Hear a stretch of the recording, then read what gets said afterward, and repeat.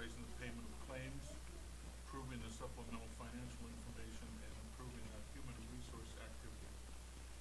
Is there a motion to approve the consent agenda?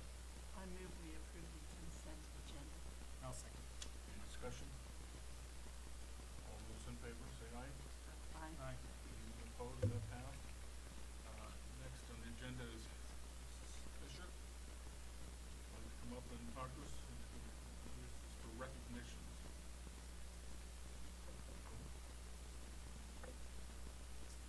Great. Good evening, Mr. Chair, trustees, Dr. Howell, Ms. Johnson, and student representatives. So tonight, as you can see, we have a full house. We've got many, many recognitions to get through this evening. We are recognizing several individuals who, through their endeavors, their coursework, their activities, have supported and embody our district's mission, vision, beliefs, and goals to think, learn, and be more together. First, we're going to do our cake awards. Our district believes that a safe, supportive, caring, and respectful environment is critical to student learning. The District Education Foundation, in partnership with McDonald's, supports the Learner of the Month Award to recognize students who show great character. The Learner of the Month, or Cake Award, recognizes one elementary learner and one secondary learner from our district from October through May. The Cake Award celebrates positive character, attitude, kindness, and encouragement toward others. In addition to being recognized here this evening with us, these learners will also receive cupcakes accompanied by Idaho State University's Benny the Bengal in their classrooms so that they can be recognized in front of their peers, and those presentations will be made next Wednesday, April 24th. Nominations for the Cake Award are submitted by teachers with the approval of the building's principal. So I would like to invite Miss Alexis to join me, and she's going to teach me how to pronounce her last name. So maybe you can just say your full name to the board right here, Miss Alexis. And your last name. Alexis Lupuli Mike. No, you get to stay here. You gotta stay here. So right here. Okay, perfect. So I'm gonna give you this. This is your certificate, and I'm gonna say a little bit. Is Miss Heather Judy here this evening? Also, Miss Judy, would you also join us up here? Alexis is a 4th grade learner and attends Idaho Elementary School, and she's in Miss Heather Judy's class. And in her nomination letter, Miss Judy wrote, "Alexis deserves the Cake Award for several reasons. Her attitude toward life is always one of optimism. She is very mindful of others and always approaches a situation to lift someone's spirits. This is done with the content that we are learning in school as well as social situations that have been observed. When a student was new within our classroom and feeling isolated because of her newness, Alexis took notice and took action in making the student feel welcome within the classroom and within our school. Because of Alexis's actions, her fellow classmates' demeanor has changed for the better. If you glanced in my classroom during an academic task, Alexis is always helping those around her. She has a strong character, optimistic attitude, kindness that radiates from her, as well as encouragement towards everyone she meets." So on next Wednesday, Benny the Bengal will be joining us in your classroom to present cupcakes to you in front of your peers, and you guys can enjoy those. You're also going to receive a gift card from McDonald's, and Mrs. Judy will receive a gift card from our partner McDonald's as well. And then your library, this is my favorite part of this award, your library is going to get a $50 donation in your name, so you'll be able to help choose those books and sign your name in those books. So everybody who checks out that book will see your name and the book that you chose. So please help me in congratulating Alexis for being named our Elementary Learner of the Month for character, attitude, kindness, and encouragement.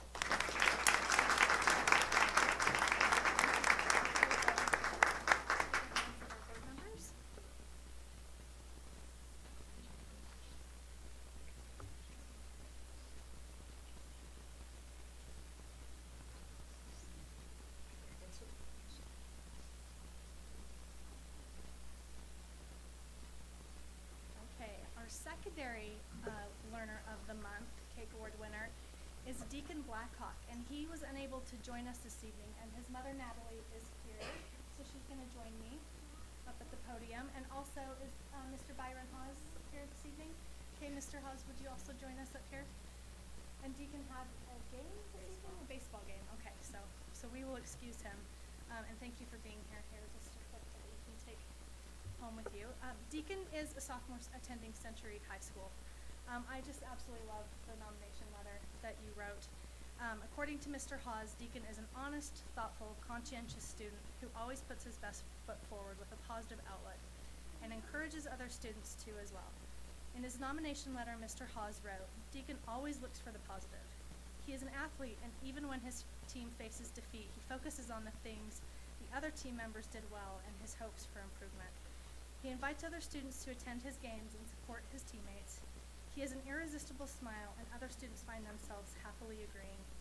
Deacon will eat lunch with anyone. I saw him invite another student over to his table to eat lunch with him one day, and then he proceeded to introduce the student to his other friends that were there. I imagine what good that did for that student." I also want to note another incident that really impressed me. Deacon was in class with several other of his teammates. One of the teammates has learning disabilities and is socially very reserved. One day when it was time to leave early for a game, the boys got up to leave together and walked out the door, leaving behind this other student.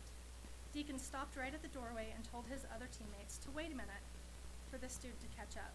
Deacon waited in the doorway for the student, put his arm around his shoulder, and told him, "Let's go win a game."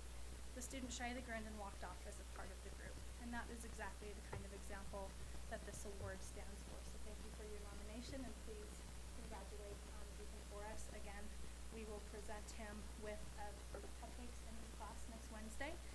He's not in Mr. Hall's class this semester, so we've made arrangements with his second-hour teacher. And Benny the Bengal will also join us. You will both receive a gift card from our partner McDonald's and a $50 gift certificate in Deacon's name through the library. So thank you. Please join me in congratulating and congratulate his mother for raising such an exemplary learner for our district.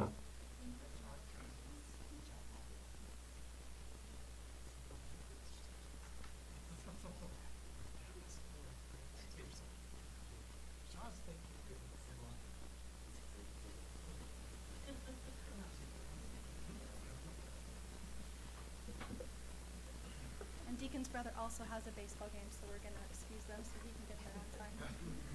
Good luck. Okay, thank you for being here.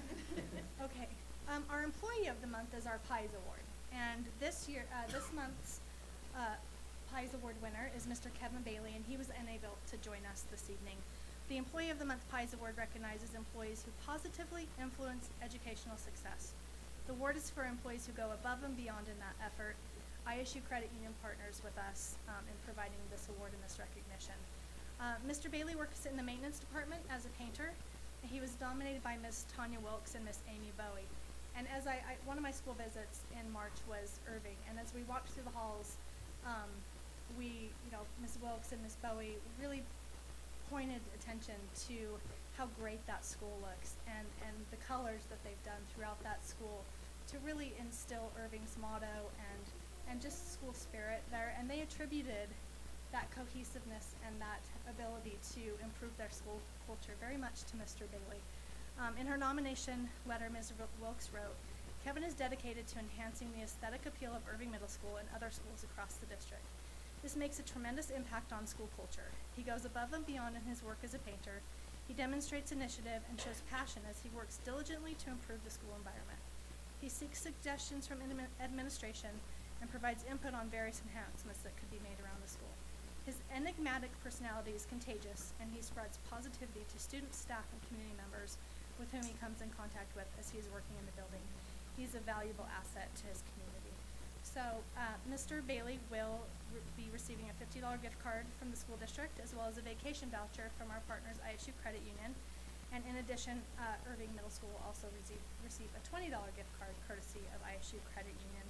So we will send this nomination and his certificate through district mail to Mr. Bailey, but if we can show him a round of applause. Okay, moving on to recognitions. Will Mr. Travis Bell please join me at the podium?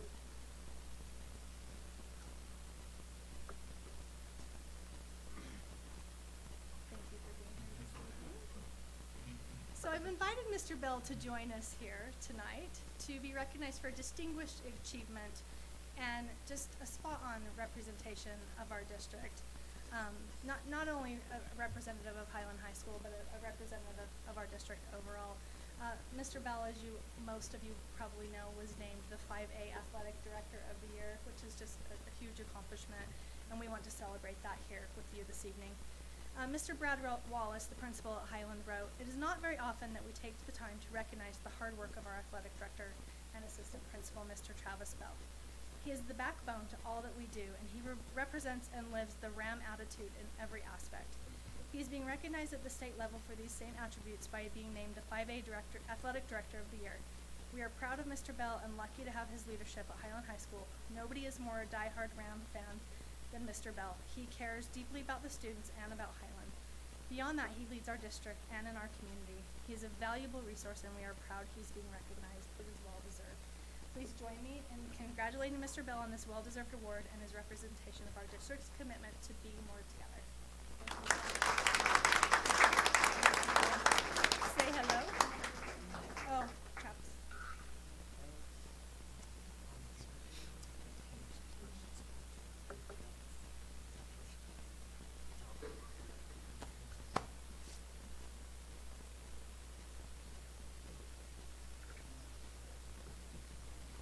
Okay, well, Mr. Mark Brood and his students, please join me at the podium.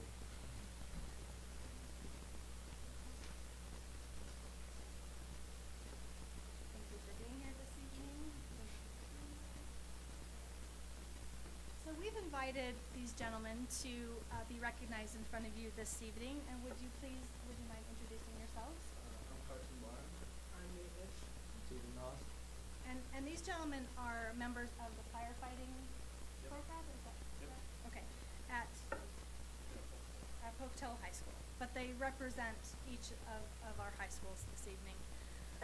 This was the first year our learners in the firefighting program competed at the State Skills USA Conference, and they represented us very, very well. The Skills USA is a partnership of students, teachers, and industry working together to ensure America has a skilled workforce by providing career and technical educational programs, events, and competitions. Skills USA mission is to empower its members to become world-class workers, leaders, and responsible American citizens. The firefighting contest evaluates the contestants' preparation for firefighting careers through hands-on skills demonstrations and both written and oral presentations. Areas tested include safety, breathing apparatus, fire streams, ladders, ropes, knots, and hoses, fire control, ventilation, emergency medical care and rescue, and protecting fire cause evidence. Contestants are evaluated using standards established by the National Fire Protection Association. So here's why they're here. Mr. Carson Barham was the first place winner, and he will be attending the national competition in June in Louisville, Kentucky. So I have a certificate for you.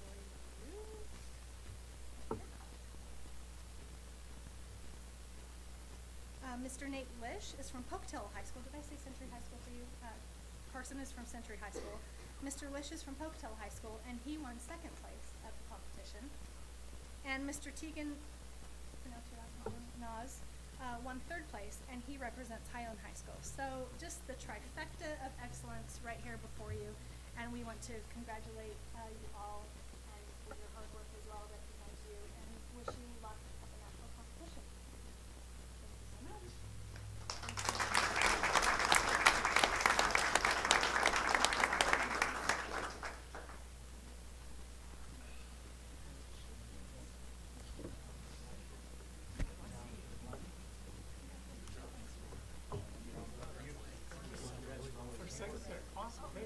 Okay, and here's the rest of the team.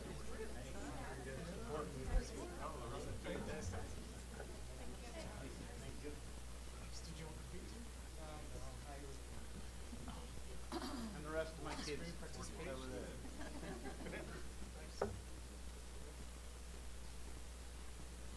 Okay, now I've got several other members from our district here. Will Ms. Rhonda Naps please join me at the podium? As well as we have some representatives from On Semiconductor here, along with students from Century High School's BPA, Business Professionals of America program. So will you all join me up here? I've got Tammy Olney, Charlie Curley, Devries Stradinger, and Billy Johnson. And then lots of students who are going to introduce themselves. And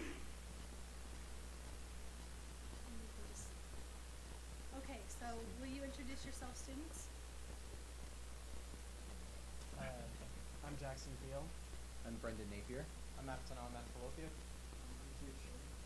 And Rhonda's just going to share a little bit about what we're doing tonight.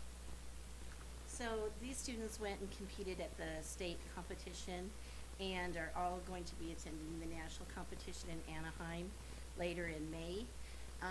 It's interesting that they all won in their positions in a STEM type skill. So it's in web design, web development, and computer networking. And because they are STEM, it's my understanding, someone correct me if I'm wrong, that ON has become a partner with them to try to help them afford to be able to go there. So tonight, would you like to talk about that part?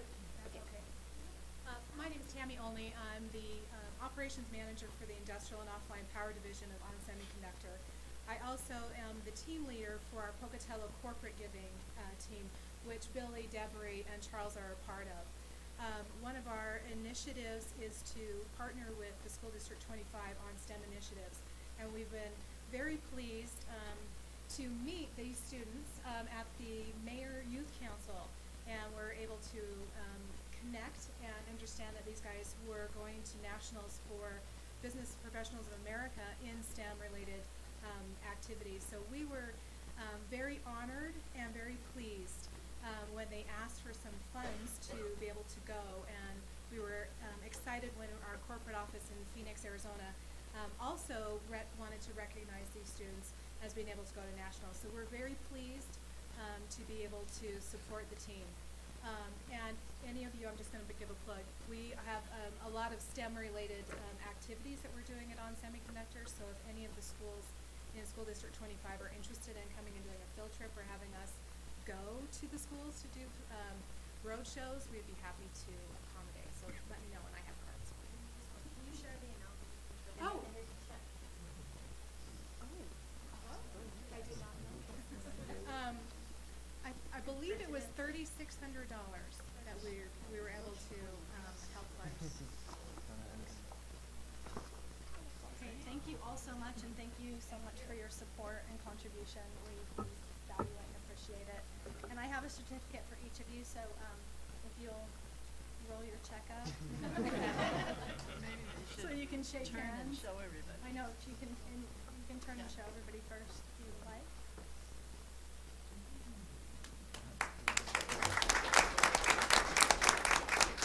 I've got Jackson, and if you'll go and shake her board member's hands. Noah? Brendan? TT?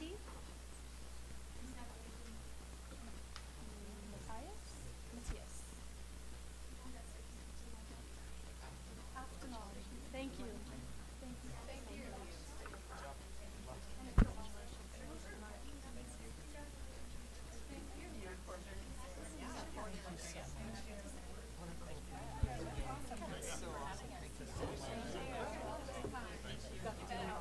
Wonderful, and you too. Thank you for your support.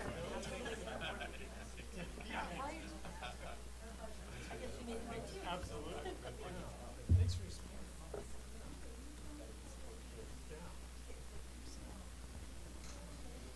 And that concludes this evening's recognitions. Thank you so much.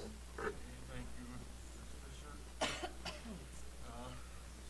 Now it's time for public comment on items not on the agenda, and I have one from Marianne McGrory. You know all the girls. Go ahead. Good evening, board members, Ms. Johnson, student reps. I just wanted to take this brief opportunity, and I will be brief, I promise, to expand a little bit on the Pocatello Education Association's views on negotiations. We will be starting that relatively soon. We've just gotten our data today. We'll be looking at that and sending letters to you to open those up. But before we did that, I wanted to give you a brief overview. Last week we were in Coeur d'Alene at our delegate assembly, and we everyone there is talking, it's about the time for negotiations statewide. So I did a little spreadsheet. I love spreadsheets. So I did a spreadsheet. I was able to get information on 76 school districts in Idaho. 7 of those that I know of use interest-based bargaining. 2 of those use a hybrid of traditional and interest-based bargaining. 9 district teams include the superintendent. 3 district teams include the assistant or deputy superintendent. 2 district teams include the assistant or deputy superintendent and 1 or more board members. 1 district has only the district's lawyer negotiate on their behalf, and that's Marsing. I think I'm saying that right. 5 district teams include the district's lawyer along with other members. 11 district teams include 1 or more board members. 50 district teams include both the superintendent and 1 or more board members. 2 district teams do not include either a board member or a superintendent or assistant or deputy superintendent. Those 2 districts are West Ada, and their negotiation team consists of the human resources director, their region director, who is a boss of principals, a special teacher on assignment, a secondary principal, and a business manager. The other team, the other district that does not include either a board member or a superintendent is Pocatello. We are also the only district out of these 76 that I was able to gain information on, and those that I couldn't are either very, very small or they don't have an association they negotiate with. And only Pocatello includes a paid out-of-state negotiator. In total, 73 districts have a superintendent, assistant deputy superintendent, and or a board member on their negotiations team. With the recent passing of the base or the minimum salary for P1 or R1 and possibly P1, I know there's some contention whether the law states that P1 also needs to have a base salary. We as the association believe that if we could move towards an interest-based bargaining with members of the board of trustees and or superintendents, that issues such as this, because we know this is going to be a difficult issue with the amount of money, and so we believe that if we can move towards interest-based bargaining, we get away from the traditional conflict or confrontational bargaining. And we are so ready to do that as an association. We feel that we have been creating some very positive relationships among administrators and board members, and we'd like to see us move to that in the near future. Probably not this year because we're coming up on it soon, but we'd really like to look at that for next year to get some more collaborative bargaining going. So I will send you this also because I know I was throwing a lot of numbers at you really fast. So thank you. See, now it's time for public comment on the preparation of the 2019-20 school district budget. Anybody like to speak to us? Not seeing any. Let's move on to reports. Student representative reports. First up will be Century. And that is Taylor Moore. Okay, so this past week we've been working on our ISOTs and SATs, and I think they went really smoothly. They went really well. Just put it this way. Okay, I'll try to talk slow. You can say that. Okay, okay, our 9th graders during that time, they went through a presentation about academic goals, getting college and career ready, and just helping them in the future. So still our March Madness is going on, even though it's April. We are in the Final 4, and those are happening at lunch, and we did this as a fundraiser, and so each team had to pay to play. So we raised $200 for the animal shelter by charging a participation fee for the games. Another student council training we are holding at the animal shelter so that students can go and volunteer on a regular basis or whenever they have free time there.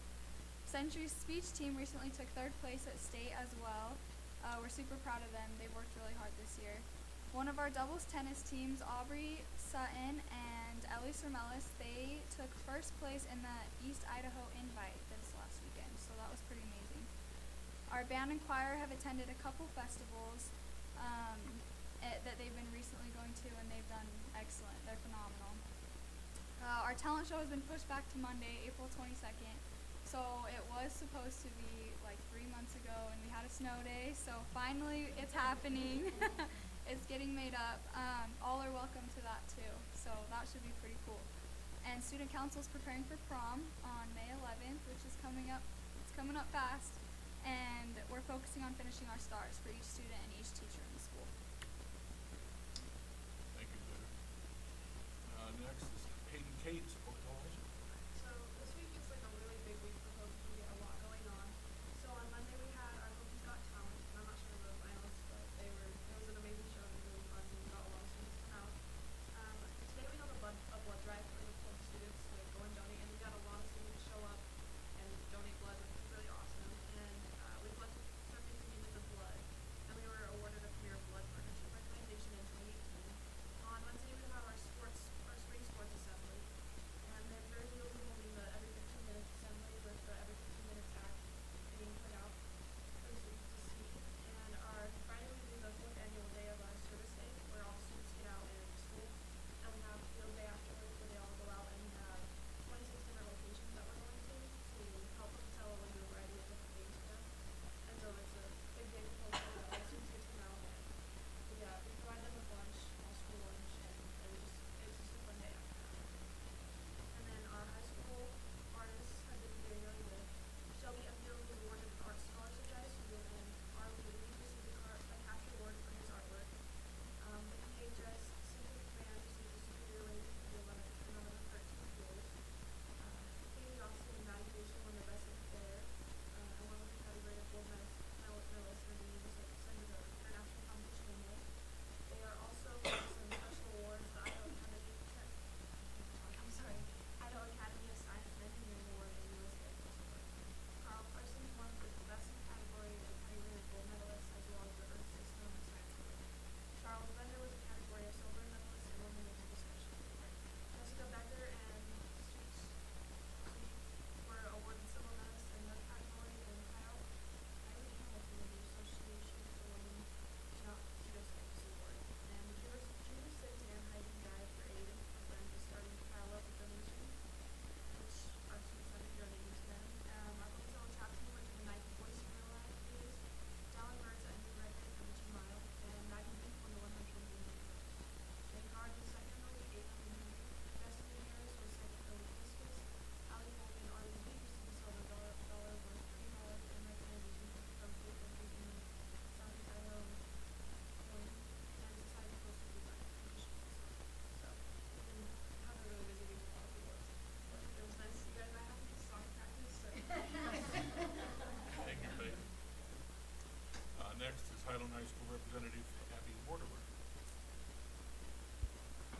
Hello everyone. So we just want to congratulate our Highland debate team who took 3rd at state. Highland student Aruna Sagar is state champion in impromptu speaking, and we're so proud of him and our entire debate team and coaches. And then we also want to congratulate our teacher Shelby Densley, who was nominated and is a finalist for the Simplot Teacher of the Year, and we're very proud of her and we want to congratulate her. Thank you. Abby. If you'd like, you can stay with us all night. Stay. Thank you.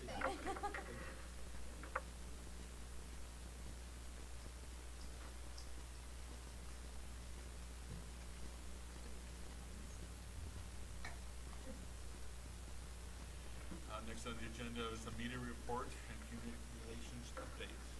Ms. Fisher.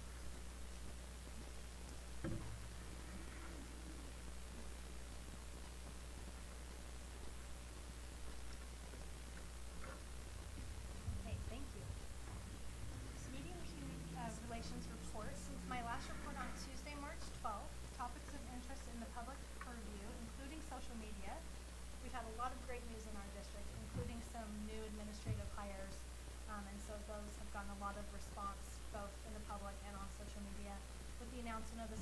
Tanya Wilkes, Director of Student Support Service and Athletics, and Brenda Miner as District Director of Human Resources. Also the announcement of Amy Bowie as Tanya, as Ms. Wilkes transitions over to the Education Center in the district office. Ms. Bowie, who currently serves as the assistant principal, will step into the role of principal, and as a parent of a student who goes to Irving, I know I can speak for many parents that are really very excited about that. The supplemental levy renewal results and also the thank you editorial from Mr. Matson were very well received. And then we had an announcement. It took us a little while to get all our ducks in a row to be able to announce publicly about the Perkins Family Living Trust and getting that educational scholarship, the Terry Perkins Educational Scholarship, ready to roll out for this year. And so we've rolled that out. The deadline was yesterday. We have several applications that we are really excited about that we will be reviewing and announcing those scholarships on May 15th. They will be awarded with the funding in August. There will be 2 scholarships per high school for Century, Pocatello High School, and Highland High School with that. And then kindergarten registration.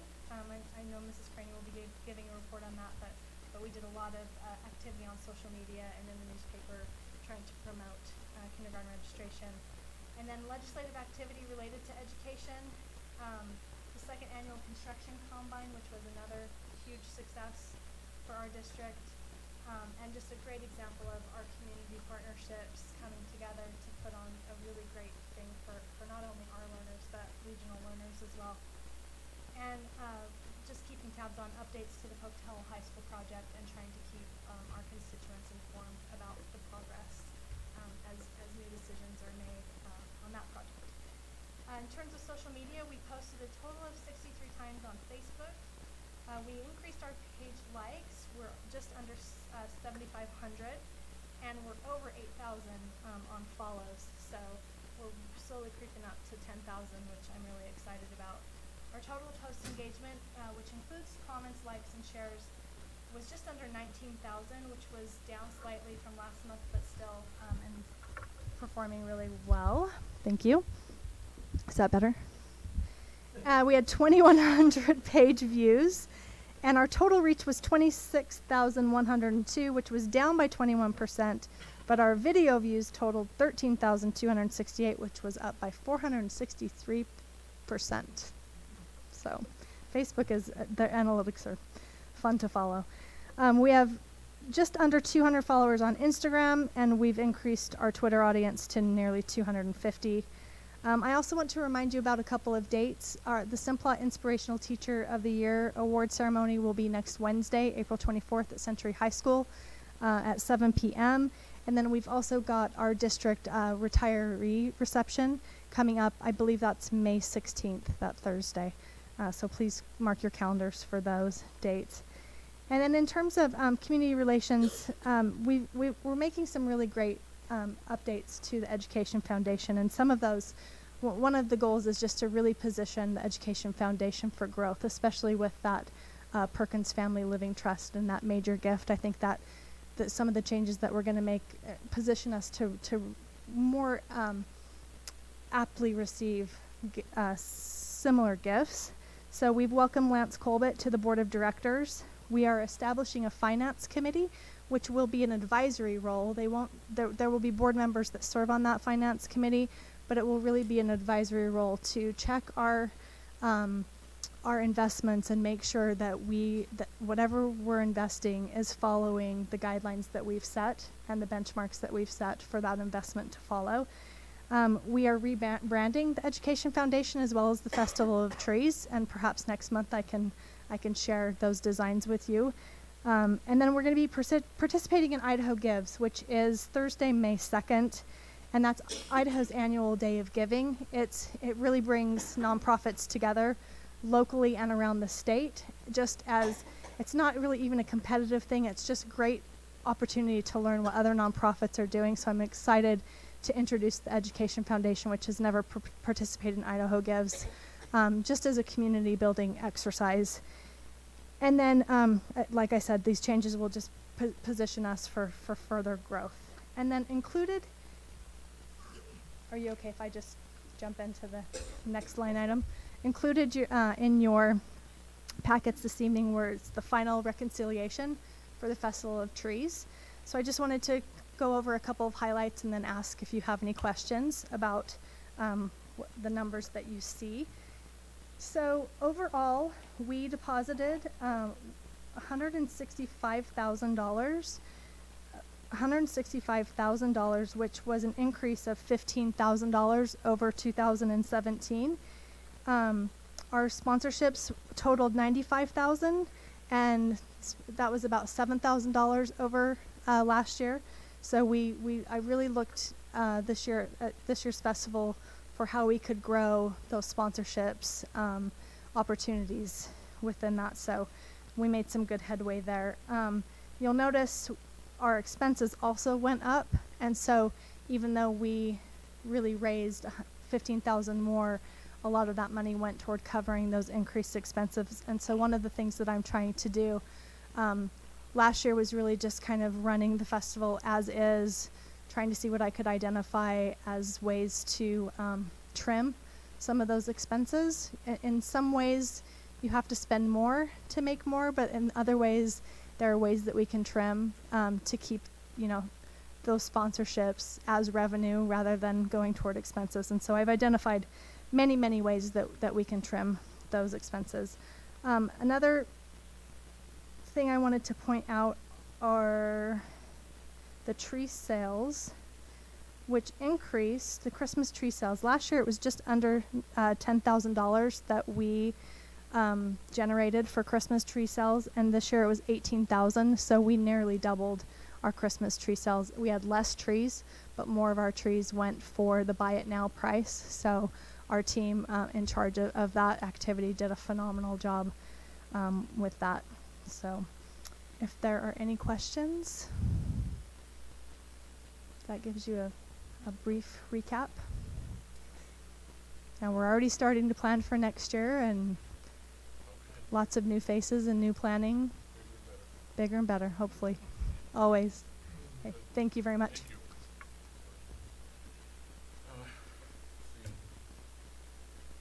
Next on the agenda is curriculum, instruction, and school safety.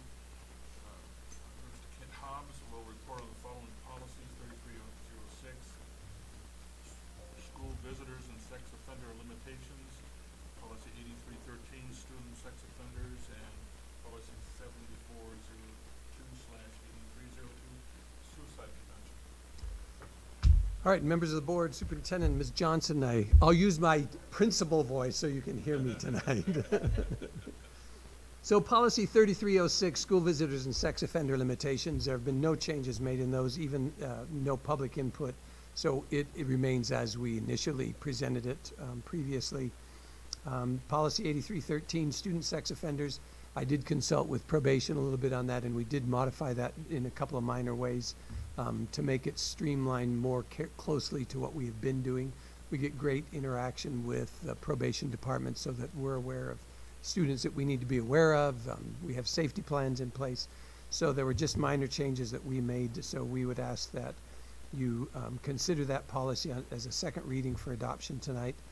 And then the suicide prevention, we did make a couple of minor changes to that because it designated one person in buildings sometimes as the person in charge of suicide prevention and postvention, bringing kids back into school. And we modified that so there's no one person designated, but that it can be a team effort, particularly at the high schools where there's more than one counselor, so that the counselors who are most familiar with that student can work on that safety plan, bringing the student back into the school and integrating them. So again, it was a couple of very minor changes that we made to that policy. So we would ask that you adopt those three policies as they've been presented to you previously. Mr. Hobbs, I have a question on your suicide prevention one. It says you give training every year to teachers. Yeah, we're required by law to do training. And so you do that every year. Yeah, we've been doing it with our administrators and then having the administrators present to their staff members. We do have, there's an Office of Suicide Prevention. I can't remember which department it's in. I think it's in Health and Welfare.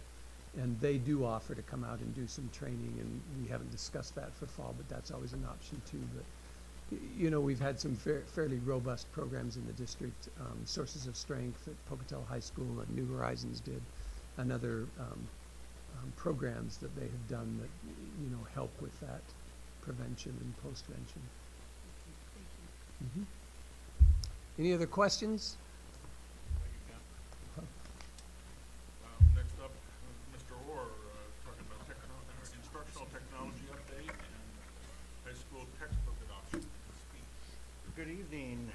You have the instructional technology newsletter, I believe, as part of your packet this evening, and I hope you enjoyed the little vignettes and celebrations of some of the great things that are going on across the district. I will let you know that our instructional technology committee will be meeting later this month and benchmarking our instructional technology plan, so I'll be able to report on that next month for you. Moving to item E, after researching the available speech programs with our high school speech teachers, we're recommending the adoption of Communicate, the 15th edition, 2017 by Cengage, and you'll be asked to approve that adoption or consider approving that under action items later this evening. So unless you have questions, that concludes my report.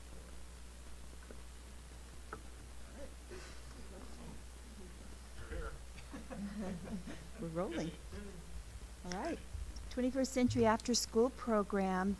We can celebrate. They received a $4,800 INL grant for out-of-school programs, and they were able to purchase 20 Chromebooks that they're able to use in their programs, in their STEM programs. So that was exciting news.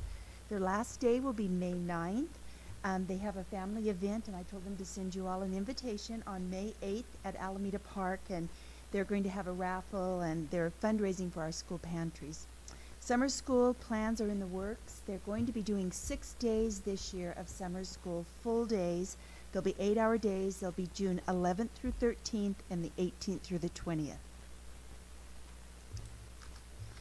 Next up is the Idaho Food Bank Backpack Program report, and you'll see that in your packet there. 790 backpacks were distributed during the month of March.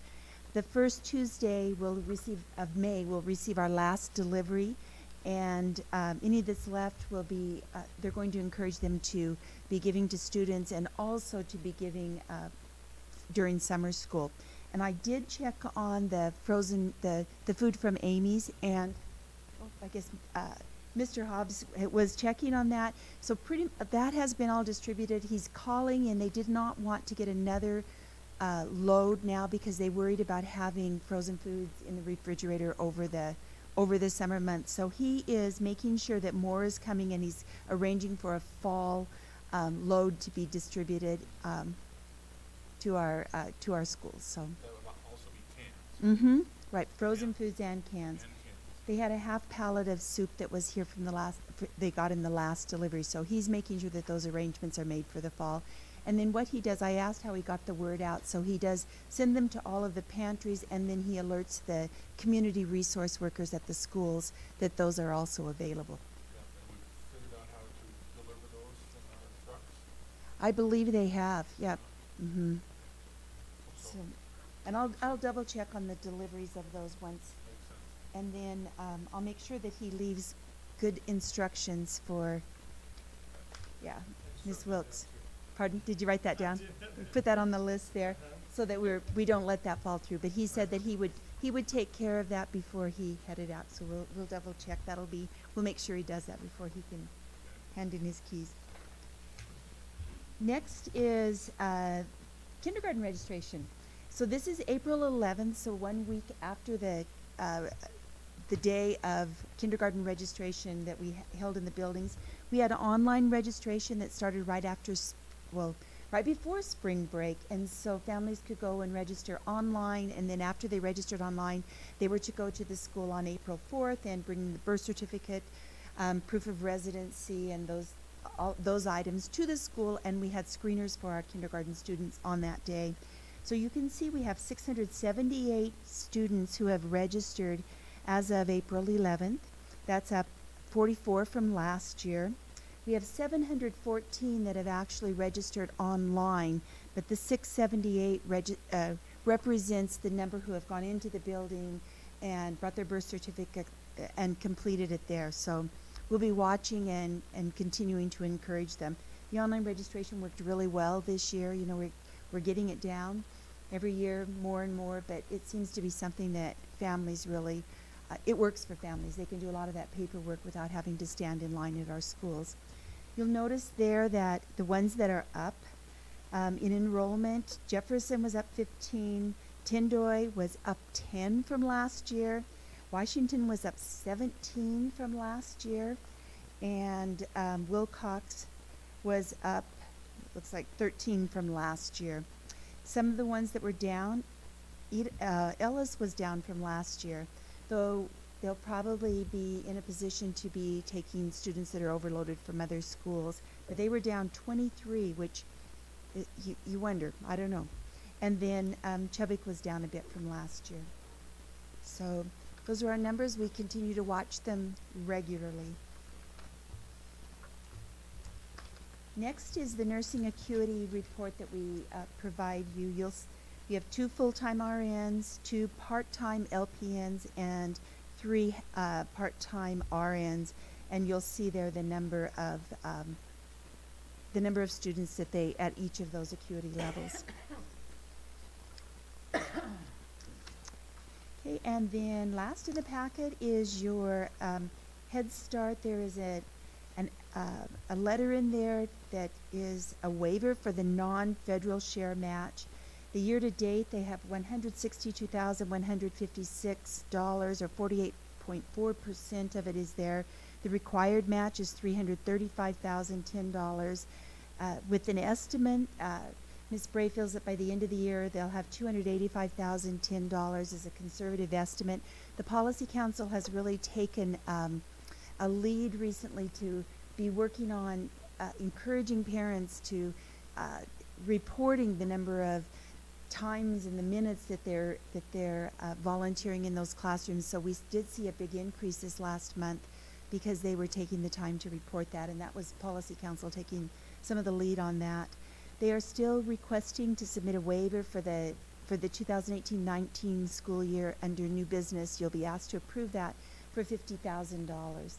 Ms. Bray said that as the COLA goes up and the amount goes up, the amount that they get in the grant goes up, the amount for the federal share also goes up, and they do.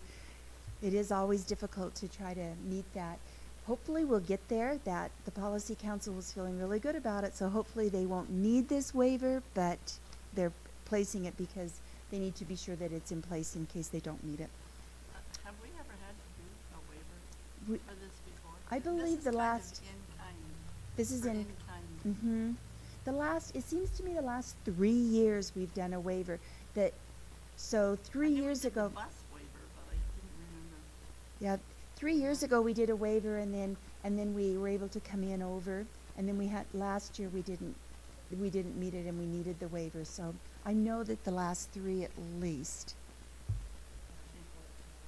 Mm-hmm. Yeah, and they were. Ms. Bray says that this seems to be a trend. We talked to the regional office, and they were, get this in just in case, that kind of thing. So it didn't seem to be a big deal. So you don't really, you're fairly confident they will honor the waivers? Yes. Yeah, she's back there shaking her head. Yes, yes. That does.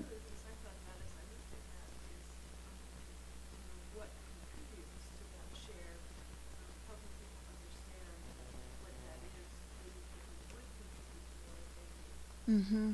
And that's what. Do you want to? Oh, you want to respond to that? I was going to say a Policy Council that they were really there. There was a long discussion on that because there are a lot of things that they think do but don't, and so it's getting that word out every year. And there was a problem with ISU students this year. Yep. And also each year there are some changes as to what they will recognize for non-federal share. So things in the past that we were able to count, we no longer can count. So it is getting more difficult, and we're having to be more creative. And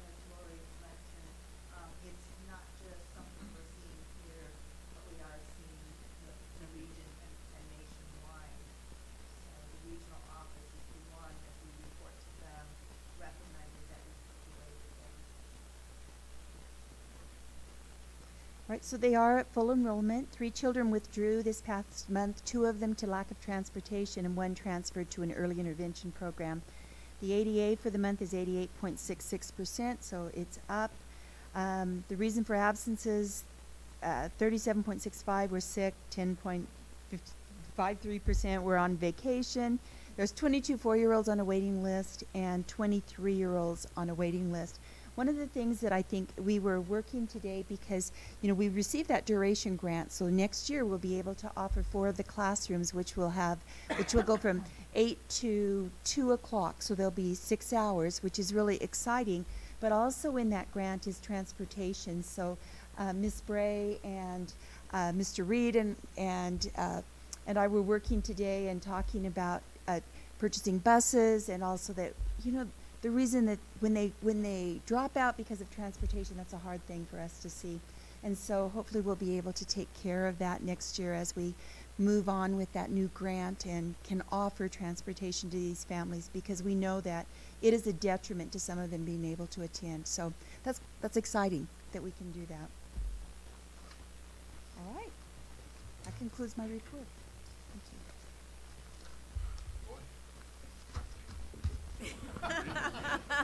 I'm getting really trained. You guys must really be in a hurry.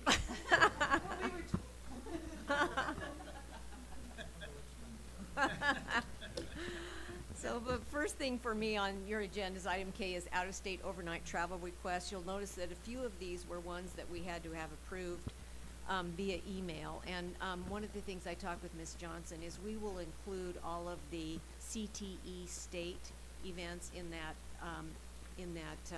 what we do for the board in the fall, where we approve all of those state events. And because the CTE teachers just don't do this often enough, and they don't get this idea of deadlines, and so we're just going to circumvent it that way. So anyway, and then I wanted to point out, and this was in your addendum, we were waiting for the Science Club at Century to find 2 more chaperones, and they did, so that's why that one came in late. But Matt Taylor and Jeff Williams are really on one bus for this physics group. We counted kids and figured we could get everybody on one bus, so that they're listed as 2 separate trips, but they are on the same bus.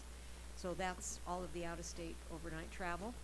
And then next on your list is what starts to really ramp up right now is the camp requests.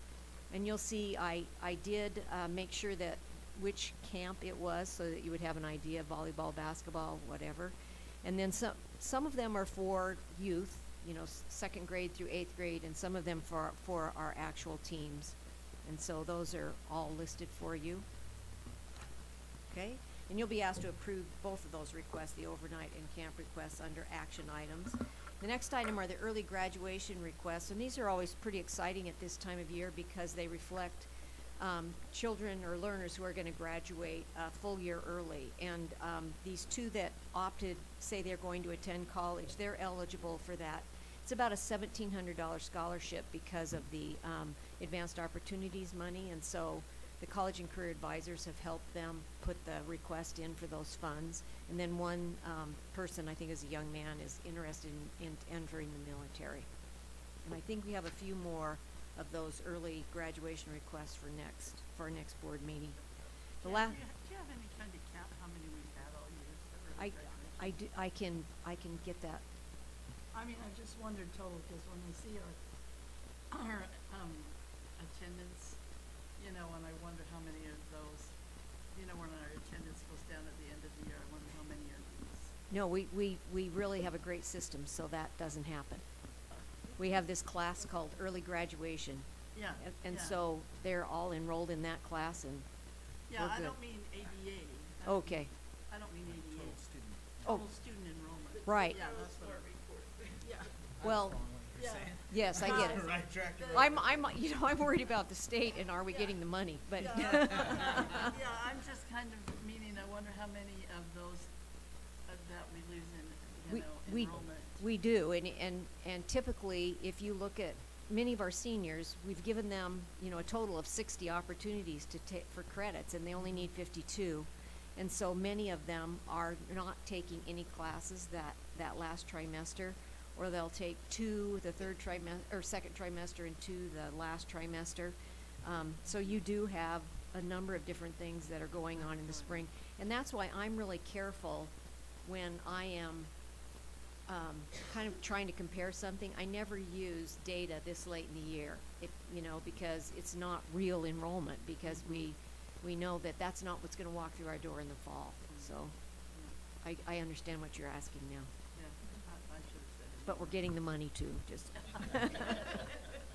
So the last item I have for you is policy 8506, which is student use of electronic communication devices. And we made a slight change to this policy, just trying to clarify the student responsibility, in the sense that if we take a student's cell phone, the parent needs to know that that child's headed home without their cell phone.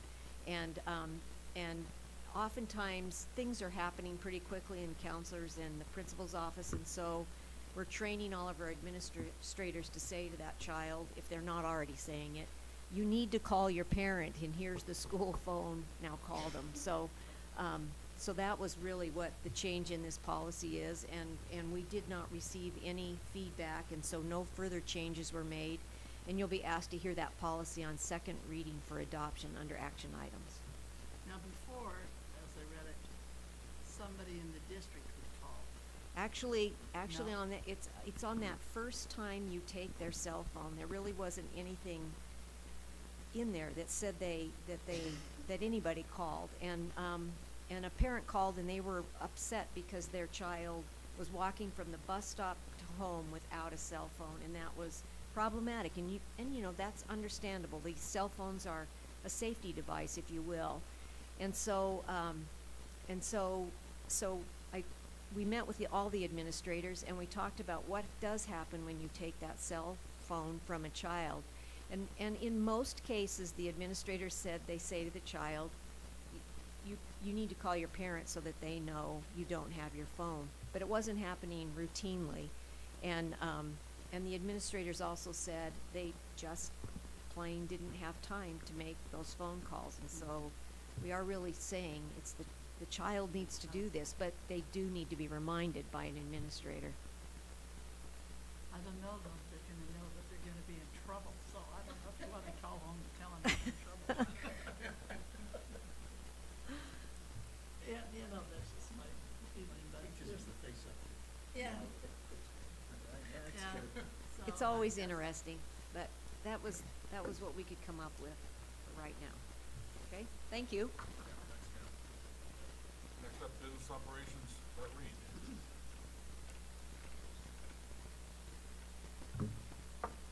Good evening, Chairman Mattson, board members, and superintendent. Should never let me run the fourth leg of the race, because I always have too many items, I think, so. All right. Idaho General Fund Revenue Report. This is again one of those low generating revenue months for the state.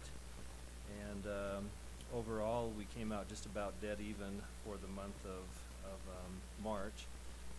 We're still about $76 million below the estimated state budget. So that is a concern, I know, to state legislators. It's a concern to us as a school district. But the next month, which is April, is the largest generating revenue month of the whole fiscal year. So I think we'll have a better perspective after April to see where we end up. That will bring us much closer or maybe much further away from the state budgeted revenue. So we'll have an idea. Overall, they're still about 3% behind the budget. On the eligibility percentages for our free and reduced, it seems weird to say that percentage is now about 45%. Just a year ago or so, we were saying that was around 52%, and so we've fallen significantly in our free and reduced percentages, and I guess that's a good thing in regard to the economy and the way things are going. I don't think that the eligibility requirements have changed that much at the federal level, but hopefully that's an indication that families are doing better and that things are progressing in our district and hopefully across the nation. Renee, if you could bring that up, that would be great. Thank you. Next item is is our phase 2, and I want to indicate that this does not have to do with the front entryway that I will talk to you about in just a moment as we go over bids, but this has to do with the second phase of the revised floor plans for Pocatello High School, which is the new instructional area for math and science and the enclosed walkway. And we have had fairly extensive conversations with the city of Pocatello, the engineering department, and various officials there at the city offices. We have completed the civil engineering study that we had to go out and had JUB do that study for us, so we knew exactly where utilities were, and so that we were able to talk about some things that we weren't quite certain about before. And so we've been through a lot of reiterations of, okay, where are things at, what can we do, and have come up with somewhat of a revised floor plan, which is a little different, not significantly different, but a little different from the original concept that we initially talked with the board about. And I want to just share a couple of those things with you, and then if you have any questions, hopefully I can address them. So this first slide here shows the overall square footage of the new building, which is the main floor and the upper floor and the common space area of phase 2 of this renovation. One of the first things that I want to mention to you, if you'll just kind of look here on the side, is if you look at this common space area, 14,400 square feet, and I'll show you this just momentarily, but that has increased slightly from where we were at before, and part of the reason for that is moving back and moving over the building from where it was. Just to give you an idea of what that 14,400 square feet means, if you took the old gymnasium at Pocatello High School, which is the pit, and you look at that square feet of that gym space, that is 6,000 square feet. So this is roughly 2.5 times the size between the main common level and the upper common level of what would then be available for students by just encapsulating that space between those buildings and that walkway. In relation to Highland High School's main performance gym, when all the gym bleachers are folded back up there, is about 13,500 square feet. So that will be a wonderful addition for the students at Pocatello High School to have that common space that they do not have at the present time. The other floor plans on the main floor and on the upper floor have not changed in relation to what was initially presented to you there, and you can see that overall we're sitting at just under 30,000 square feet of instructional and common space areas there. Go ahead, Renee, if you would, to the next one. All right, on these drawings here, we just wanted to show you, or I just wanted to show you a couple of things that have changed in addition to what we initially talked about here. There are a couple of things that we had to, can you maybe just move it down just a little bit there? Yeah, the other way, so, yeah, there we go. Move it down so the top's a little bit lower is what I meant to say. Right, there we go, that's perfect. So, can you move it down just a little bit more? The other way. It's not letting you do it. There we go. That's what I want to kind of show right now. That you can just leave it there for right at this moment. So under the initial concept and some of the initial conversations that we had talked about the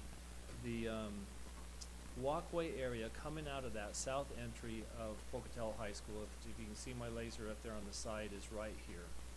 And the walkway was going to come out of these stairs right here and come down going north toward the pit and toward the auditorium area. One of the things that has become problematic in this is that huge 4-foot stormwater drain, if you will, or line that runs through there, east and west between those buildings, and the 2-foot sewer line. That 4-foot sewer line is about right there, and the stormwater line is about right here, which was right in the middle of that walkway area. And so as the architects looked at, and you cannot put a building over a active sewer line there that vents to the outside. Now, we're talking separate from the other Yes. lower, deeper problem. No, this is This the, is the this lower, is the deeper? big, this is the one that's 25 feet deep Okay. right here. Okay. Okay? And so what the architects have proposed in this is to move the walkway further to the east, which would come out of an existing classroom space. So this is actually a large classroom space right here to the, as you're looking at this, to the right-hand side of that walkway.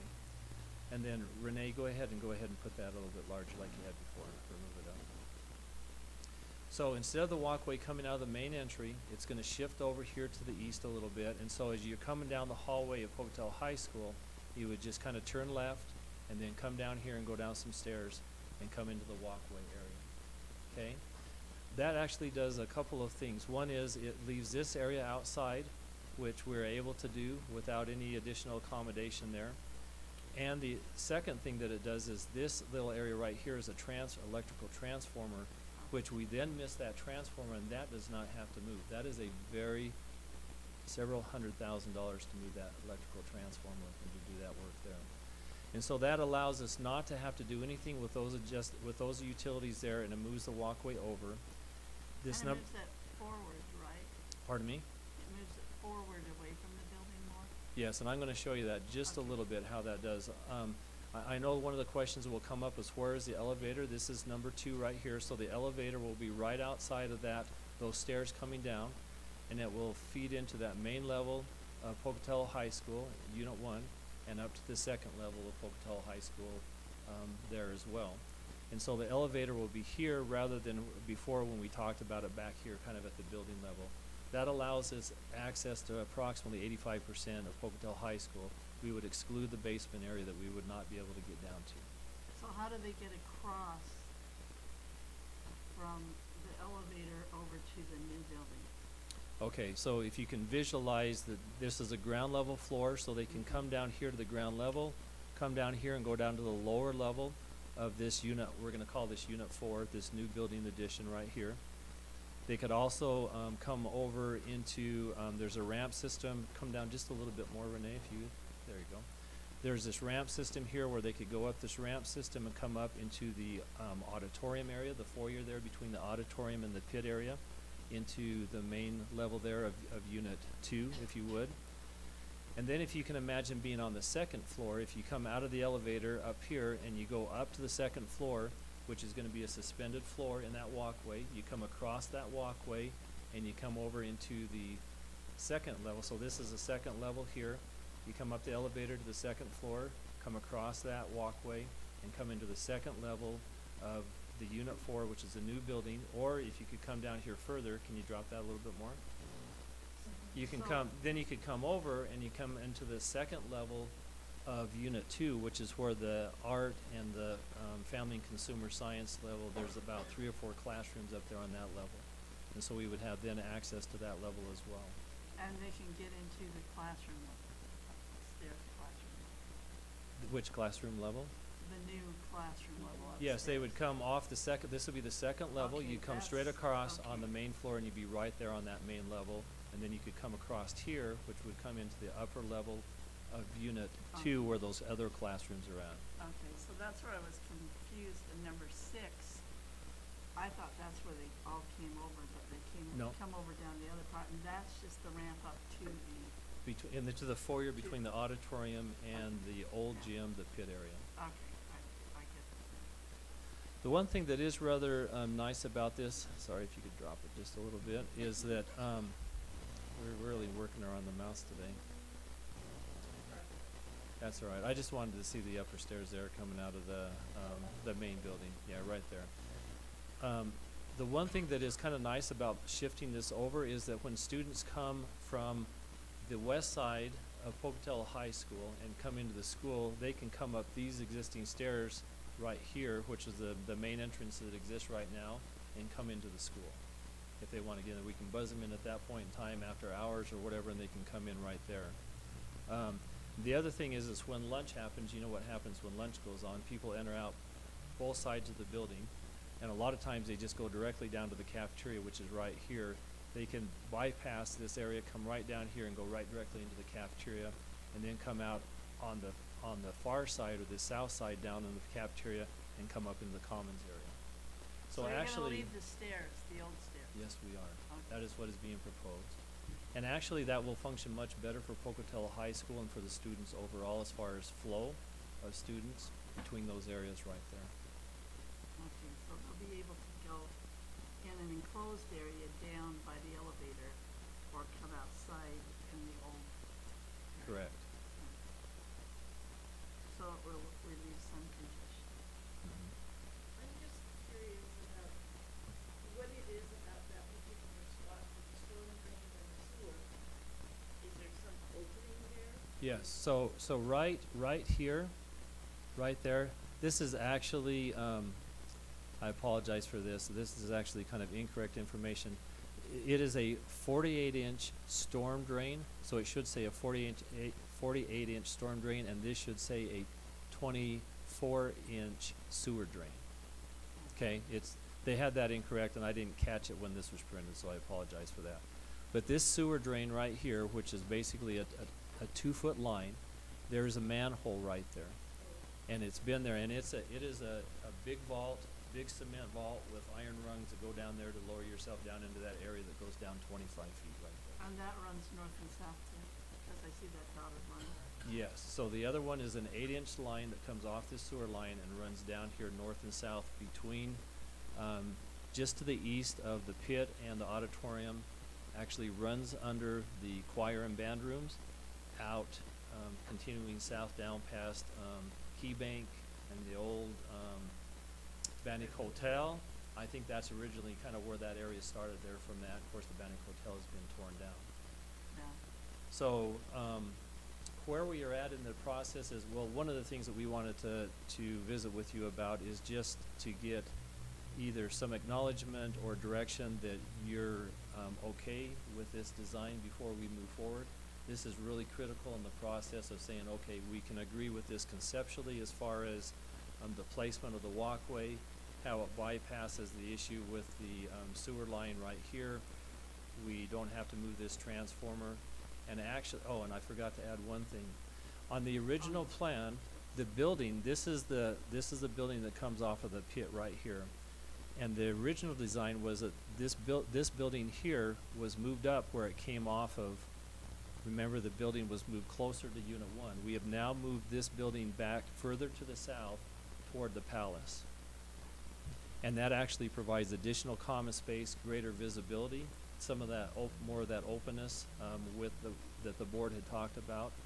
And so I think that this revised plan meets all the goals that we had initially established with the initial concept design. How much space is there left between the Yeah, building that and was the house?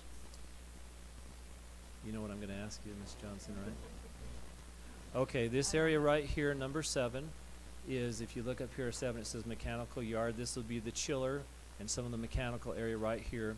And then this area is all walkway right through there. And then here would be the sidewalk coming up right there into this area, glass doors coming into there. So it doesn't leave a great deal of room, but I think that that's the best alternative to make everything work with the commons area and everything else. So that area now is all enclosed, those stairs that lead into the auditorium area and that's gonna be all covered. That would be all enclosed as part of the commons area. With just, is that just a single door? So or everything double from door? this wall right here. So here's the doors coming into the palace. Here's the doors coming into the auditorium, and there would be doors right here, right there, and this would all be enclosed space as part of the commons area.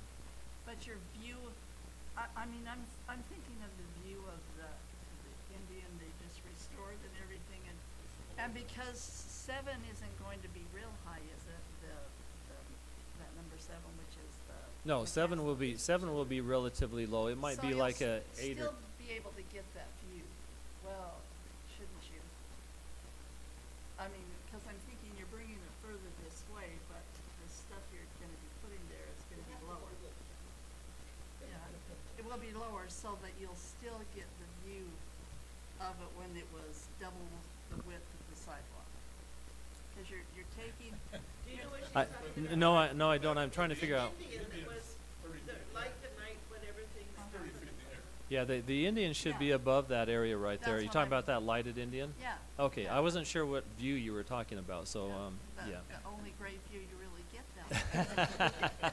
I mean, the building's nice, but. Looking up to where the pigeons are, to where the, where the, No, I didn't want them to spend all that money getting that all restored and how nice it looks and then cover it up. I believe you will still be able to see the Indian Yeah. chief up there, yes, that's correct. Okay. And if not, we'll have to make some modifications so that we can see that. And then and my other concern here is green space. Okay, So if you can address how much green space we're gonna have up. You're gonna do both sides of the walkway with green space? Yeah. Between the two buildings? well, yeah, yes, we can. So, I'm gonna ask you to drop it back again, sorry. Yes, there we go. So on All both right. sides of that? So keep in mind that the footprint of the main new building has not changed. The configuration, a little bit of the walkway has been bumped out here to the east, and then there's a little bit additional glass space right there that's more of an open commons area look. All of this will be green space area as it presently exists to the east side. This side right now, which is just totally concrete, will be removed, and then that area will be re-landscaped. There will be some sidewalks so that we're not going across just whole grass and then it turns into dirt and then mud and everything else. But there will be some, we will have to determine how that's going to look by way of sidewalks. I mean, because if you're going to come out here and go over here to into the pit entrance or where that you go down to the cafeteria, you're going to have some sort of sidewalk and concrete down through there. But we will landscape that area and through there as well. But it will not be concrete other than the walkways and those sorts of things. We have not finalized what that's going to look like, and would certainly be open to ideas and creativity about that. And you know, we may even decide to involve the students and the school to say, what would you like to see there, and how would you like to utilize that space within the confines of the budget that we have. So, okay. All right. So, yes. Question or suggestion. That be, number 7 is there. That's the chiller or the whatever it's called, and then going south to the palace. That's about 5 feet, whatever. You said 5 feet. Yeah. But it's I think it'll be a little bit wider than that, but no, that's fine. yeah. But I just think that we should plan on E-rating, what it is, using thermal energy through the concrete to keep the ice down. That's going to turn into a skating rink, and that's liability and whatever. And it's really good at this stage. It's not that expensive. Okay. We can. Just talk to them. Okay. It just liability. People are going to be coming to the palace that way. Right. Cold winter nights for a basketball game. Okay. But isn't it that way now? Yes, it is, but there's nothing else there, and so it's not as bad. But I think it's enclosed like that, or closer, and if there's snow gets in there, Okay. Well, and I will, on that line of thought, one of the things that we discussed a little bit was the possibility of, and I'll show you here rather than where I was just looking, is extending this wall here over to here so that there would be more of a walkway in there. I mean, it doesn't address this area coming up here, but we did talk about moving that wall out. But, you know, we have a budget, and every little addition typically means hundreds of thousands of dollars more. So I'll certainly address your concern to the architects and see if there's something that we can do to address that issue there. Moving that stub wall down. Okay. All right. So, do you feel good about what we are showing you then? Okay to move forward with some of the final design? It seems like we're a long ways away from this starting to happen next year. Yeah. But time will move very, very quickly. And we still have a lot of the process to go through with the city and final approval and plan review and and bidding and all that sort of thing. So, all right, thank you. And Appreciate your comments. That number 3 is the student store or cafeteria, or not cafeteria, but. Yes. And is that a pretty good sized space? No, it's actually fairly small. I think it's about roughly 200 square feet, which might be like 10 by 20 space. Yeah, that's good. Yeah, Well, I mean, Yeah, I just didn't want it really tiny, but 10 by 20 no, sounds. it's not a closet, but Yeah. it's not a classroom either. Yes, yeah. It's like maybe a small office area, or yeah. Because I thought those kids are gonna like that new concept there, and I just didn't want it to be this. It should be large enough for a student store, or if we use that somewhat as a kiosk to serve lunch in that area there, like when they bring up the carts and things of that nature, it should work for that purpose. Work as for well. that. Mhm. Okay. All right. Moving on. I told you if you let me run forth, it wouldn't be a very good thing, so. All right. Wasn't this a marathon? No, I'm just kidding. All right. He's running 2 miles now. Bids. We have been very busy with bids. Just want to briefly go over these with you for your approval this evening. Asphalt maintenance, we had 4 companies who bid on our asphalt maintenance. Low bids went to 2 out of those 4 contractors there. We are recommending projects 1, 3, and 4 to Superior Asphalt in a total of $27,909.28, and projects 2 and 5 to Cleaner Asphalt in the amount of $28,238.27. That's about $14,500 under our estimated budget. Next one is suspended ceilings for our Green Acres area. And we had 2 bidders here. Acoustic Specialties was the low bid at $55,000 even, and this is about $20,000 under our estimated budget. Next, our custodial supply. This is a little bit different, where we actually put this out to about 95 vendors. There are hundreds of items that they bid against, and all in all, 11 of these vendors were awarded part of the low bid for a total amount of $163,338.03, and would recommend that bid award. Next one is the Education Center parking lot. I should say maybe bus parking lot back here on the west side that we've been looking at for the last couple of years since we purchased that property. We actually had very good participation in the bid process. DePatco Incorporated, in the amount of $438,980, was the low bidder. You can see that 2 of those were very, very close, and 2 of them were very, very high. It's been a very interesting bid market out there right now. There are some people who have a lot of work, and so I think some of the prices are reflective of that, and others who are still looking for contracts and so. But this is about $14,000 over our budget, but because of some of the other bids that have come under, we should be fine with that. That project would be completed this summer and ready to go for this fall. Everything. And that's the whole new area. It's about half of the new area that we have.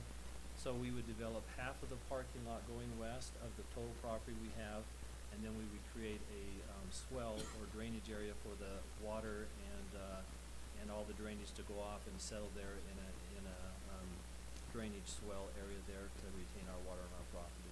That way we don't have to build expensive dry well systems and all those sorts of things to retain the water, but the water would be retained on our side. But that gives us the space for the buses to go down. Absolutely. It actually increases our parking space close to 100 for about 100 buses, if I remember correctly. And it gives us more than 100 extra employee or staff parking lot, which should really help out front here when we have meetings and the public comes. So. All right, entry doors. We only had 1 bidder, quality overhead door, in the amount of $62,500. It's about $11,500 over our budget, but we feel that we should move forward and get those doors replaced. Yes. You only see 1 bidder, like, how do you know this is the price?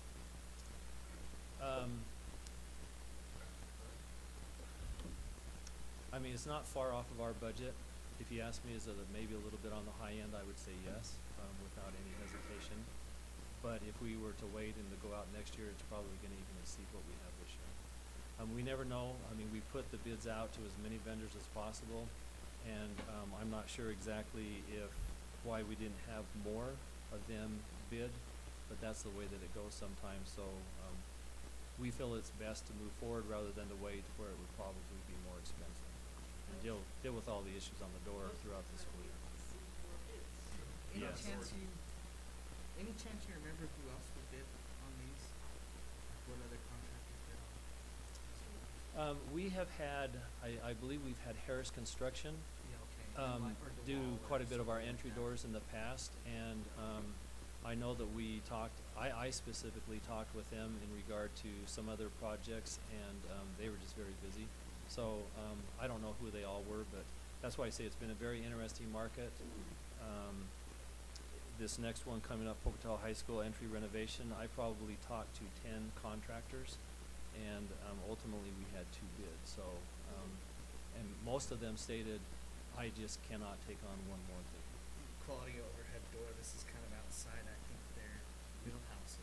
No, this is absolutely what they do. Are these, yes. These are just entry These doors? aren't garage doors, these They're are not metal frame entry door systems, but they do specialize in, they have been doing that for many years. Okay. Yeah. Yeah, so this isn't something that this is brand new to them. They have done our doors in our schools for many years. Right, and they do great work. Okay, next one is Phase 1, Pocatello High School entry renovation. We had 2 bids, as you can see there. Century Contractors Incorporated in the amount of $685,759 was the low bid. The next closest one was nearly $900,000, as you can see there. This is a little over $200,000 over what our bid estimate was for this project. I think it is due to an extent due to the amount of work out there in the contracting field right now, and maybe a little bit of the uniqueness of this project where it's not a huge indoor administrative remodel, but a lot of outside concrete, brick, excavating type work. But this includes the indoor part of it. It includes all aspects of that. So the doorway, the central doorway and corridor coming into the main administrative area, the handicapped walkways coming up, the lighting, new concrete, all of it, new HVAC systems, etc. So even though this came in slightly more than what we had hoped it would, I think that if maybe it was not so busy out there in the contracting world, that we would have received lower prices potentially. But I feel that we really need to move forward and get this completed before we move into this next phase, and make sure that Unit 1 is not really have much to do with that, so that the school can function properly for the next coming school year. Okay. Next one is stadium lighting at Century High School. You can see that we had 3 contractors bid on this. The low bid was to M&S Development and Construction for $389,363. One of the things that was discovered just quickly is that in the plans that showed that we had a transformer on the backside of Century High School that had a line for future lighting. As we went to review that and to research that, we found out that there was no line back there, and that transformer was absolutely plumb full. You couldn't pull another 12-gauge wire almost through that transformer. And so at the bottom there, where you see that this is approximately $104,000 over our existing budget, that represents about $65,000 additional transformer cost that would have to come from across the street and come west toward the football field there to get power to that. And also, because of the bedrock situation out there, some additional fees for looking at the bedrock to see how we can mount those poles safely and properly there, so that we make sure we get a good solid base. Okay? Any questions? Lastly, as far as the bids go, we had the track repair and the resurface at Century High School. We had 2 bids. Dynamic Sports Construction was a low bidder at $114,278, and we feel comfortable with their track application and their experience. And that comes in at about $85,000 less than our budget. So between the lighting and the track, which are part of the same budget, we're right on the mark just about with that overall budget. And that's high.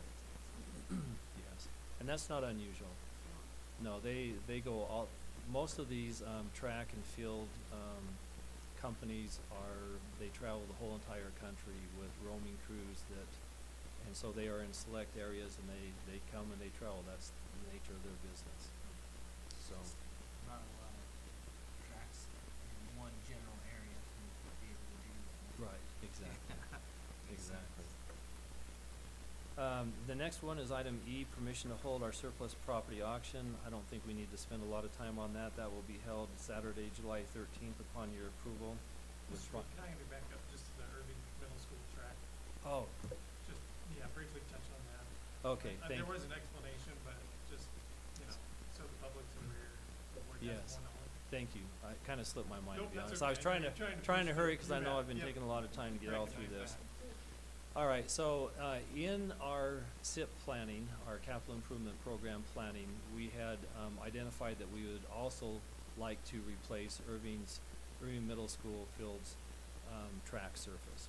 And so we had put that in the budget to do that. As we had both of these track vendors look at that substructure there, the asphalt base of Irving Middle School, and I actually went back and looked on our records. That base now is over 40 years old, that asphalt base.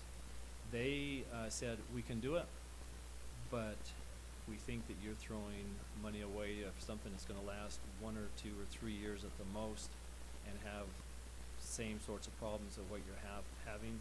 And they recommended strongly that be totally removed and you just start from scratch like we did at Hawthorne, like we did at Highland High School. And so at the time that we were in our discussion and evaluation of these projects, we did not know that track base was in that bad a condition, and they just said, we can do it, but we would not, highly recommend that you do not do it unless you do a full track replacement.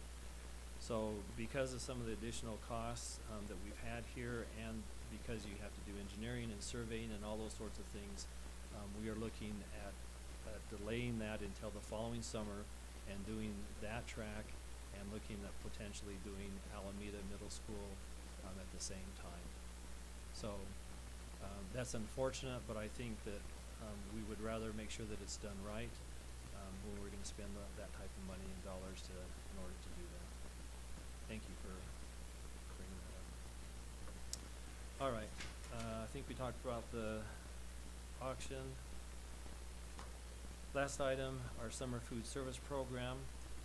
We are now in our 18th year of offering this program. Believe it or not, we have served over $4 million worth of meals. And last year we served a little over 81,000 meals. This will run June 5th through June 16th. Sites are the same, those 8 different locations, and I would recommend that the board would approve our summer food program. Apologize for the length. Thanks, Bart. Employee Services, Mr. Smart. Get that baton.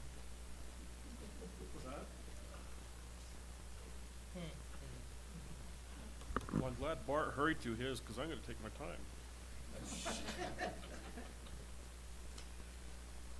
All right. Really, just 4 short items on my section tonight. But as far as Infant Campus IC and technology updates, just one thing I want to let you know that our technology coordinator has decided to move on to what he would call greener pastures. I kept asking him if he had buyer's remorse on his new position for the last 2 weeks, but he has moved on, and so we're in the process of hiring his replacement. And he'll be sorely missed because he did a great job for us for the last 4 years that he's been in that position. He's been around almost 20 years. So, Joel. So, like I said, he he will be missed. And we begin his looking for a replacement this week. So, student information or enrollment information, you have that in your packet. I don't think I need to hash it out anymore. The way that our population is going is very typical, so there's no surprises in that data. The good news on our wellness dashboard, and Mr. Mattson, we had this conversation about a week and some odd ago when we had our insurance committee meeting. If you look at our dashboards for the last 2 months, we're doing very well. And especially when you look at March, we were only at 59% of on our medical experience. And so that's great news. And I think that's reflective in this next item we're going to have is our insurance renewal. I believe that Pacific Source could see the writing on the wall and made that adjustment ahead of time. So when they were able to see that loss experience ratio that we have as medical carriers. But other than that, everything looks good. So unless there's other questions or comments, we will move on. Doug, no? Oh, you just had a smile on your face. It's like, oh. Last item on my section of the agenda is, of course, talking about our insurance carrier and the plan recommendations. We had this conversation a week ago at our work session, and the association has also had a chance to discuss some of these options, and I got an email this morning saying let's go for it. So with that being said, we have a renewal for medical care or insurance with 2.9% premium increase, which is unheard of. Well, for us, yeah, unheard of for the last 3 or 4 years. When we've had double-digit increases for 2 or 3 years in a row, this is refreshing. No plan changes, so all the plan design stays the same. All the out-of-pocket and deductible and that sort of thing. Delta Dental had given us an original 3% increase. We were going to go with our discussion from a week ago. We're going to actually increase our benefit a little bit, and it will increase our costs from 3% to 7% increase. When you look at the cost for the Delta Dental plan, it'll actually increase our costs less than $15,000. And vision, again, a small increase in there, 3.1. Again, we're going to increase the benefit a little bit, and again get a little bit more of an increase in our premium.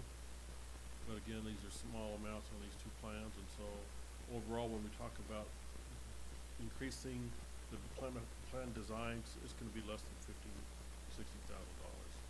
for the general fund overall for the entire year. And the life benefit stays the same. So with that, we are encouraging you tonight to approve these plans and let us begin the process of signing the contracts for these products this week and letting the employees know. Questions or comments? All right. Since Sue is in Boise tonight, I'm going to just do a little bit of review on first section of the agenda, which happens to be policy 7308, and we're bringing it tonight for a 3rd reading, actually, for adoption. Correct, Renee? And she discussed this again a week ago at our work session. She has had a chance to meet with Mary Ann McRory, and I don't know if you came to an actual conclusion that we both agree with everything in there or not, but I think we're to a point now that we. Do I respond or do I wait or what? No. So I'm just, I know that they've met. Okay.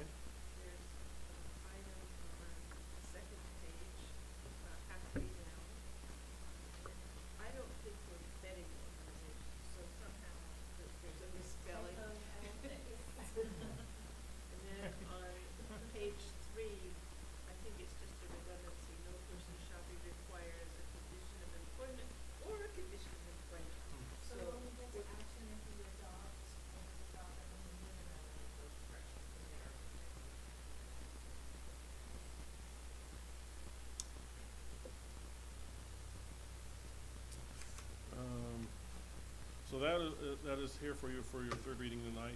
I don't know if you have any other questions or comments. And along with that, there is a policy that will be deleted from our policy manual, which is policy 7205, which is basically incorporated in 7308. So unless there are other questions or comments, I will. Resignations. Oh. Okay. Well, just in case, and Doug kind of gave me heads up that maybe you'd ask tonight. So the folks in HR gave me this little note. Right now we have 10 elementary openings, 8 middle school, and 8 high school that we're needing to fill.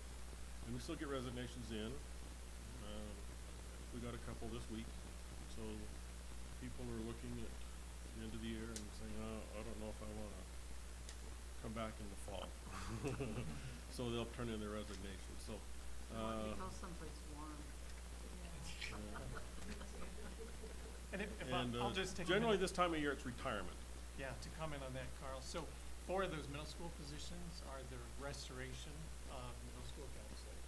And so, yeah, I mentioned to you along the way throughout the year, if our units held true and consistent as they have for the past couple years, that was something that we would look at doing good. And then also, I believe in the elementary ranks, we have a proposal with the literacy funds, and I'll have Mrs. Craney talk to you a little bit more about this at the work session to add some additional staffing. We know that that's going to be some soft money perhaps, but if it will help us with our learners in the primary grades and those early grades, then that's kind of our plan as well. And those will be likely 1-year contracts, but we'll discuss that a little bit further next at the next work session. So any other questions or comments? If not, that'll include both Sue's and my reports tonight.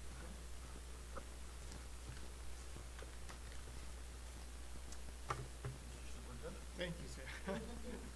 So as you can see, first up is the calendar, and we have the Education Law Conference coming up next week, Monday and Tuesday, possibly leaving Sunday. I have some assignments for cars. We can maybe visit a little more about that as far as carpooling if you'd like. We already talked about that. Okay. I didn't hear any.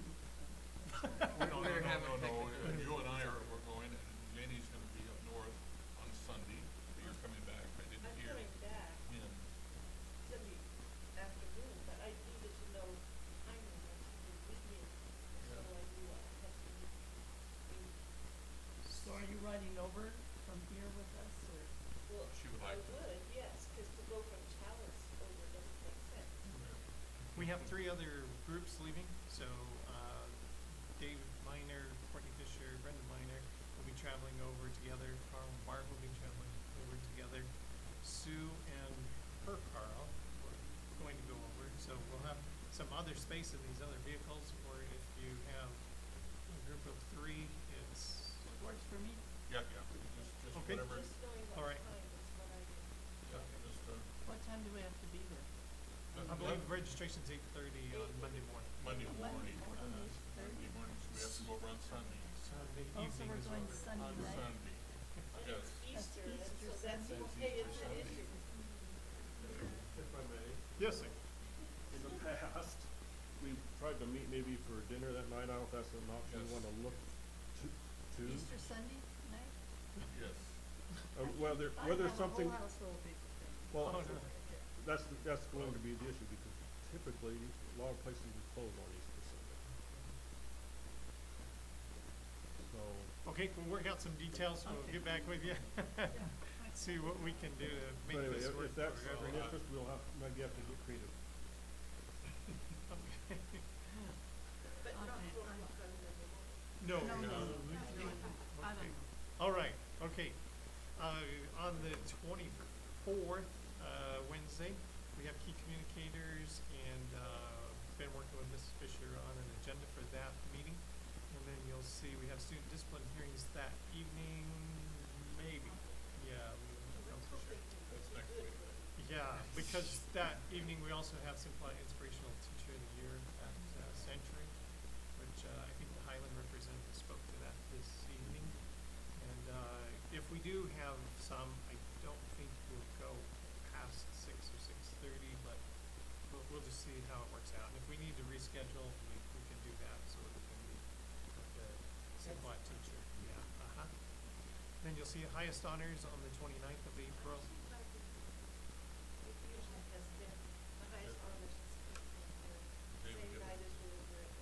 Oh, right, that's right, yep. Safety. And then we need to put in here too about retired teacher pension. I think it's on May. Okay, all right, I'm sorry. Okay, safety committee meeting on May 3rd, May 7th. Our board visits, you can see your various assignments there for that morning. And then May 7th, it's showing the Joint Cities County Education Committee. That has been moved, I think, to June 5th. So we'll pull that off. And then we're back around May 8th to student discipline hearings in that every other week calendar. And local issues, May 10th, Mother's Day, don't forget that. May 12th, May 14th, back for our work session. May 14th is actually Okay, all right, we'll bump that up from the 21st, and then our board meeting on the 21st, and then that takes us out through the month of May. Also, Graduation is what day, the 28th? June. what is it, June? Third? Third. June 3rd? Okay. So that's the following Monday. Yep. I'm excited for that. I can tell. Okay. The ISBA did not publish a final capital notes, so I asked Ms. Johnson to just throw in for your summary a nice review from Idaho Ed News.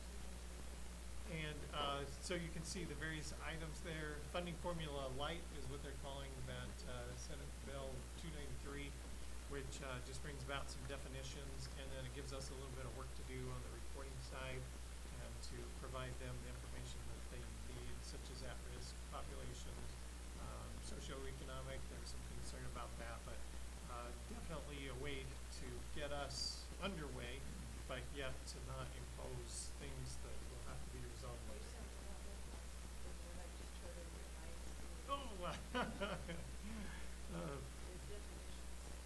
The pay raises for new teachers, 38.5 for next year is what is proposed, and then 40,000 the following year, and that's a promise really made by Governor Otter to make those improvements.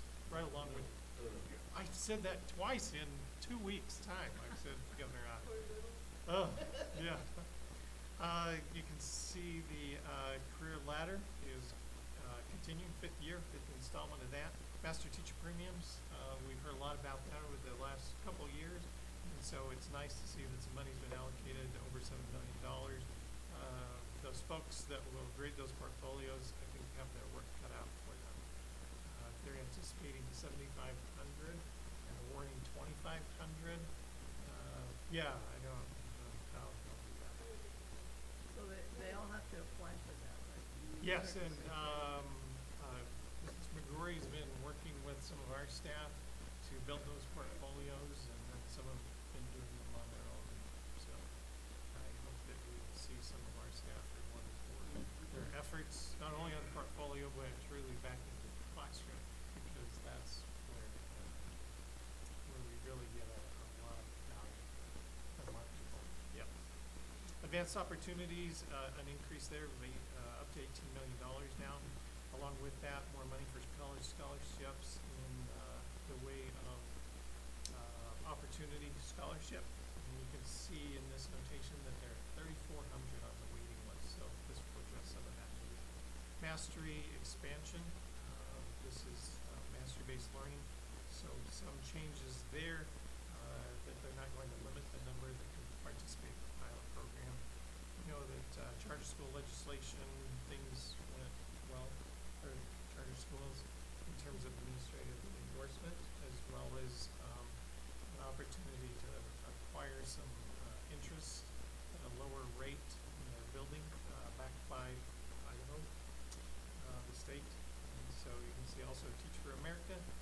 additional funding to look at alternative programs. Immunization, mixed bag there, added a new vaccine for 12th graders, but yet did not pursue the opt-out brochures and information alongside of registration and so forth. Idaho is, one of the lowest states for vaccines, and so. And they still have left them, yeah. Yeah, so it's still there, and, but maybe not to the extreme that it would have been otherwise.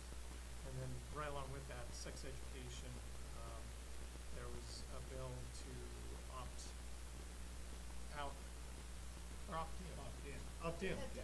I'm backwards, into sex education, and that would require, gets the parental involvement or component back into it, but yet, on the school side of things, we would be rewriting curriculum for every student possibly. We were not in favor of that.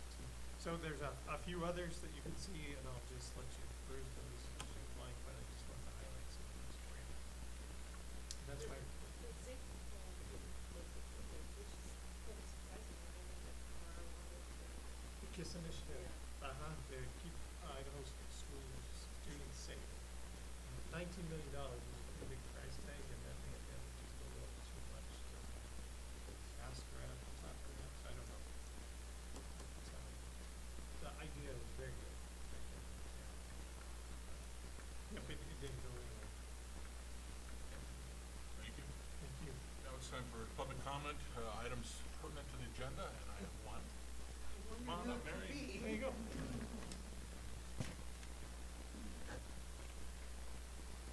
So in relation to the policy negotiations, Sue and I did have a chance to talk and meet. I did have a chance to read it. We appreciate the changes that were made that incorporated our concerns. We still believe that it is not an unnecessary change in policy, that the current policies completely cover negotiations.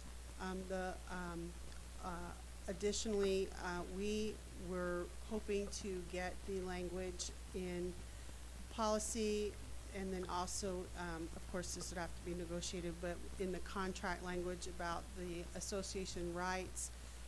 For over 30 years, those were rights in the contracts, and after the Luna laws were overturned, then, and that section was added back into the contract and into policy, it was changed from rights to privileges. So that was our input. We do appreciate the naming of the Pocatello Education Association. We do appreciate the working with the neutral party to have a member of each organization in the room in case there are questions. But again, we believe that this was an unnecessary change. We always update our signature cards. They will be updated every 2 years now. And I think we still stand by our initial belief that there's no statutory obligation. The statutory obligation to provide the documentation for our representation of the bargaining unit lies with the association and not with the school district. That was a lot of shuns in that sentence, so I hope you're not too tired, but so that's where we stand. So if this is passed, I would assume that would take place for next year's negotiation, or are you envisioning that taking place for this year's? If the board adopts it tonight, it would be for this year. Okay. So then we would have to meet very quickly to get together those lists of the potential neutral parties. So any questions? I don't know, can I take questions? I mean, I'm here, I'm the only non-employee here, non-school board, so, woo. Thanks. Thank you. Okay. Action item.